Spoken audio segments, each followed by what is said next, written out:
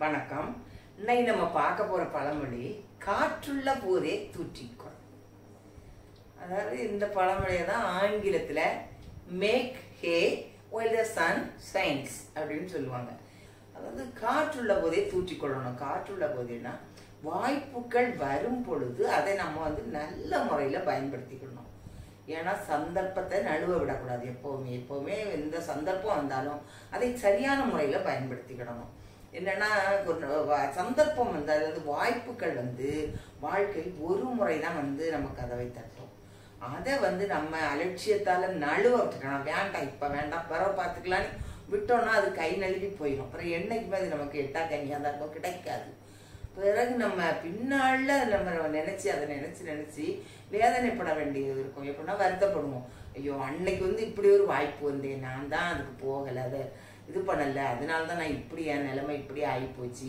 அது மட்டும் நான் போயிருந்தேன்னா இன்னைக்கு எப்படி உயர்ந்த லெவல்ல இருந்திருப்பேனே, நான் வாய்ப்பை தவற விட்டுட்டேனேன்னு எத்தனையோ பேர் வருடங்கள் கடந்த பிறகு வருத்தப்படுறத பார்த்துருக்கோம். அதனாலதான் வாய்ப்பை என்னைக்குமே தவற விடாம சரியான சந்தர்ப்பத்துல சரியான வாய்ப்பை பயன்படுத்துறோம்னா வாழ்க்கையில நிறைய பலன்கள் கிடைக்கும். வாழ்க்கை நல்லா இருக்கும்.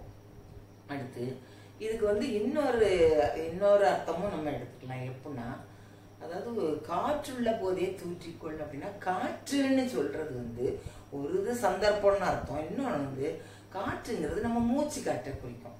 நம்ம காற்று இருந்தால்தான் மூச்சு சுவாசிக்க முடியும். இந்த மூச்சு காற்று நம்ம இருக்கிறது வரைக்கும் தான் நம்ம உடம்புக்கு மதிப்பு. மூச்சு காற்று எப்படின்னு சொன்னா நம்ம உடம்பையே இல்லை, எப்படி ஒரு பாடல் கூட எப்படி சொல்லுது, என்னன்னா காயமே இது பொய்யடா வெறும் காற்றடைத்த பையடா அப்படின்னு சொல்றாங்க. காயம்னா என்னது? நம்மளோட உடம்பு தான் நம்மளோட உடம்பு தான் காயம். காயம் என்றால் உடம்பு. இந்த உடம்ப பொய், இது பொய்யானது. ஏன் பொய்யானதுன்னு சொல்றாங்க? காயம் இது பொய்யடா, அந்த உடம்பு ரொம்ப பொய்ன்னு ஏன் சொல்றாங்கன்னு சொன்னா, இதுல இருக்கிற காற்று இருக்க, இது காற்றடைத்த பையடா. இந்த உடம்பானது வெறும் காற்றால் அடைக்கப்பட்ட ஒரு பை தான். அப்ப அந்த காற்று வெளியே போயிட்டா, பலூன்ல காத்து போயிட்டா அதாவது புஷ்ன்னு ஆயிட்டுனா அதுக்கு அவ்வளவுதான், அதோட வாழ்க்கை முடிஞ்சு. அதே போல இந்த காற்று எப்ப போயிருதோ, இந்த காற்றடைத்த பயிலுள்ள காற்று மூச்சு காற்று நின்ற உடனே மனிதன் மனிதனாகவே இருக்க மாட்டான், உயிரற்றவனாகி விடுவான். அப்பொழுது நமக்கு எந்த மதிப்பும் இருக்காது, நம்மால் எந்த பலனும் இருக்காது.